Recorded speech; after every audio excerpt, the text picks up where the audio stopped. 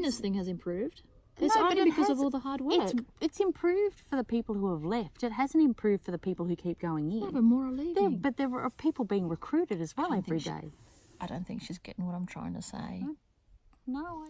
Hi, I'm Tina. I'm Renee. And we are a safe place. Feel free to subscribe and share our videos if you feel they resonate or could help somebody else. A safe place is a conversation where we explore all sorts of themes as we see fit, as we've experienced, stories, things that we feel might help others if they hear us. And mostly springboarding from trauma. And that's what today. Yeah. So I've been working with a lot of people recently who have been traumatised and have suffered a great deal of trauma throughout their life, and the impact has been so significant that they suffer depression, they suffer anxiety, they have eating disorders, and a lot of the time they feel very stuck in their life, and it's like they're sick of feeling the way that they're feeling, but they're also so entrenched in the identity of the trauma and the impact of the trauma that they struggle to move out of it, and so they're stuck, really well and truly wedged in their life, and they can't move forward. And I think for me, for a long time, I was stuck, and I talked this morning on my business video about how identity can trap us. So because I was a high school teacher and had been teaching for so long, and because I suffered from trauma and was used to being kept small and believing I wasn't worth very much, I became trapped in that identity of Tina as teacher, very narrow-minded teacher in terms of high school education, and it made me very scared and reluctant to move beyond that label and that identity because I didn't know who I was outside of it, and I was terrified that I would not be able to survive outside of it. So what you're saying is, even me maybe, that I'm clinging on to my past and my trauma as a crutch. I don't think we do it as a crutch, because I think we really do want to move past it, but we don't know how. It's who we are. We don't know how to. I'm going to tell you. And we're scared, terrified. I'm going to tell you what's been happening to me is when I first started this 2 years ago, the whole, everybody, I'm an ex-Jehovah's Witness, I'm going to tell you now because I've been hiding it for 20 years. I just relished in hearing everybody's stories and reading, and because it validated. So I needed that comfort. I needed that. It was like a blanket. It's like a blanket. It's also that sense of belonging and connectedness that you lost being part of your cult. You're true though. You get in a bit of a habit though. You got to be careful because you get in a bit of a habit of relishing or wallowing. I think, but I don't know that. I think it's because it's what you know. It's where you're safe. So you know, if you wake up with depression every day, and I'm not being flippant about depression, I've suffered and struggled with it for most of my adult life, actually. So I'm not being flippant. So please don't take it as me being flippant and saying there's just an easy cure. There is, in a sense, it's just not easy to do. It's harder to make real. But I think our identity, who we are at our core, becomes so caught up in it that we don't know who we are without it. And that's terrifying. So when I lost my teaching identity, when I decided to leave teaching, everyone told me it was a very courageous decision to just leave a career that I had had for 26 years and just to where was I going to head? I now have 2 successful businesses, so and only in 2 years, so I've done all right for myself because I am more than my trauma. But I never realised that. And I didn't realise it when I made the decision to leave, so I didn't think my decision was very brave.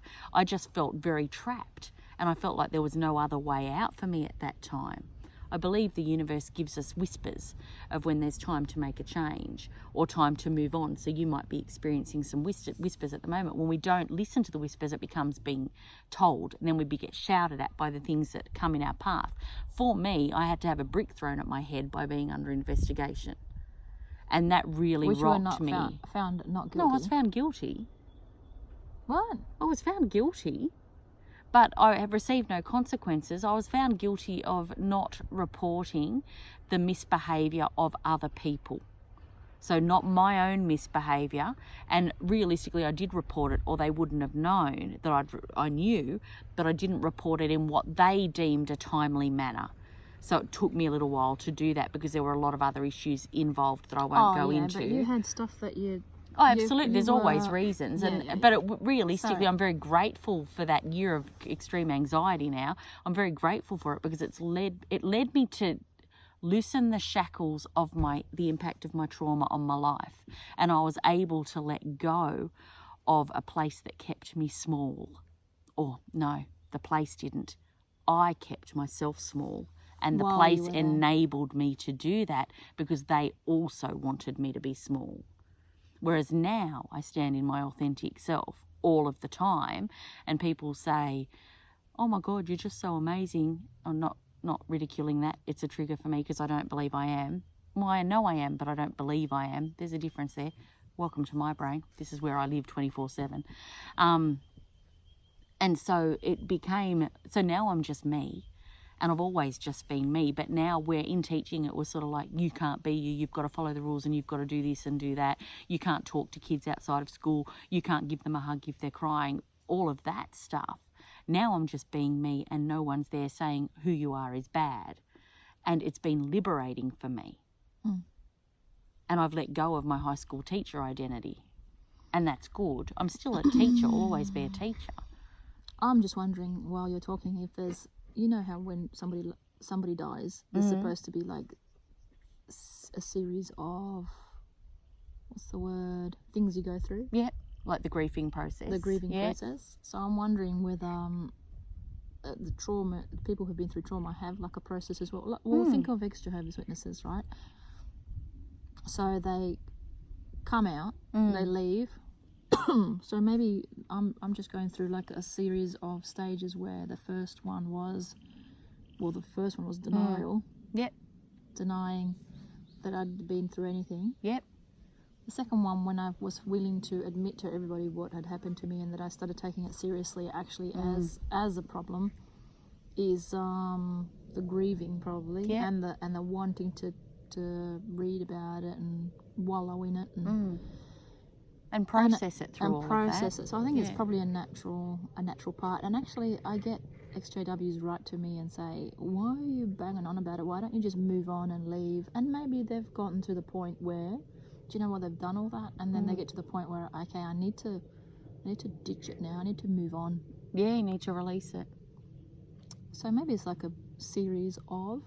I think then, though, that you turn it into something positive. You either move forward in your life or you become an activist to help other people. And I think you end up with that fork in the road and you have that choice. Yes. So for me, I still use my trauma stuff, but I do it in healing ways. So it's not about my trauma, except for how my trauma and my journey can help other people. Yeah. Yes, And it still does trigger, because when I run workshops, they're intense and they're emotionally intense for the people and for me holding that space. So I am absolutely knackered afterwards. So working a workshop that goes for 2 or 3 hours actually energetically is about 9 to 12 hours work for me. Mm-hmm. And I feel like I'm hit by a bus afterwards. Mm. But it doesn't re-trigger me anymore. It's just the energy space is hard to hold. Mm-hmm. So where do you sit with that, do you think? Because you're debating whether you continue on your path, aren't you, really, that you've set up for yourself? Well, I don't want to say that because I know that a lot of people... I don't want to say I'm not going to. No, because you don't know, but I think it's all right for you to express... I'm going to be honest, it does feel as if the more people I help, the more it triggers me. So then I would argue you've still got healing of your own to do. No, it triggers me in the sense... So I'm watching this morning, for example, I'm watching a documentary on people who have been shunned. Before, it was feeding my soul. Watching it was feeding my soul. Like, I feel understood, I feel, somebody else validated. Now it's like, do you know what? I've moved into the anger phase. Oh, there you go. Now you're angry that it happened. Me angry. That's exactly what's happened. Actually, let's just come out, there you go. I've moved into the anger phase. Mm-hmm. The first phase was, I don't care, nobody needs to know, let's hide it, let's get rid of it. The second one was, poor me, I feel so sad, let's just be peaceful. Now I'm so... Can I swear? No. Yeah. Because that'll make 2 and I haven't sworn once. Yes, you have. No, I said I blasphemed. Yes, well. That's not a swear. But now I'm angry. I'm not going to swear. I am so angry. How angry are you? No, I'll tell you why I'm angry. It's because I'm naively trying to hope and wish that my mum comes out, and I'm trying to I'm trying to do everything you can, and I'm angry that nothing's working. I'm so angry that this all happened now. Before it was like, poor me, but now I'm changing into, I'm just so angry.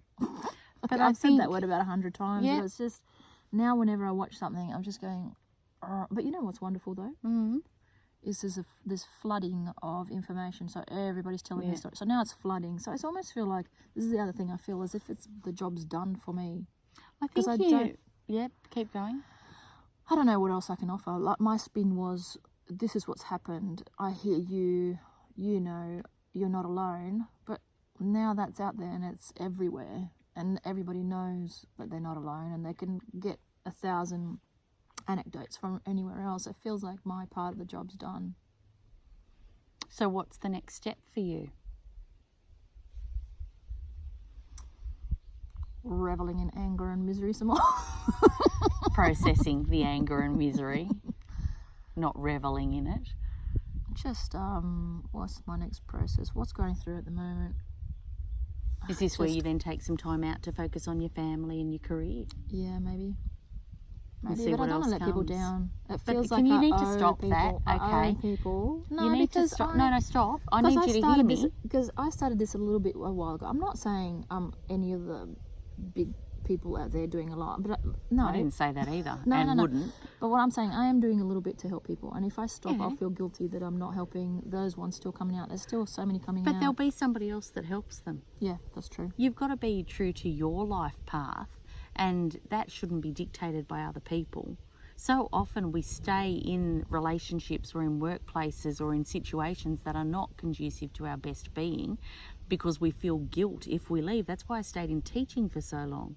It's been so liberating to put myself first, and it's not selfish, and anyone that says it's selfish is an idiot. I'll tell you what the story is. Let me tell you what the story is. It's a big movement. It is a movement. It's amazing. It's like a little mini revolution. I think you become trapped in ego with a lot of this. True, but listen. No, it is, because it's like you want your mum out. You want to control her like she controlled you. I'm not talking, I want my whole family out, not just my mum. Yeah, but I want this is where it's at.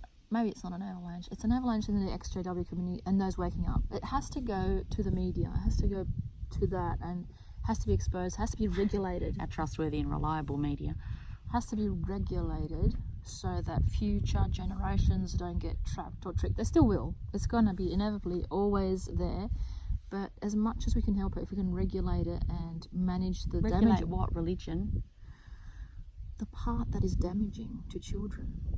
If we can do just that bit, you're not going to stop religion. Religion's not going to stop. There's always going to be people who believe it. But I'm just saying, if you can regulate things like you're not allowed to shun, obviously you can't. But what I'm saying is, the more you educate, the more people. But that's why people are leaving. They're getting educated. So what I'm saying is that education has to proceed to the level where the government and authorities are aware of it. And it's all slowly happening. What is my point? My point is, I don't think my work's done. I think I need to keep going to help the others still. I feel a sense of... But you've got to do it for the right reasons. Yeah, I feel a sense of there's others who are working their butts off. Mm-hmm. And there's a sense of I owe them too. You don't owe anyone anything. You owe it to yourself to be the best person you can be, to be a light in the darkness, but in your life. You don't owe anyone else anything. It's a misgiving in our society. It's how we stay controlled and manipulated. We all believe that we're here to help other people, it's like but it's like the people who can do medicine. They owe it to keep practicing to help people. No, they don't.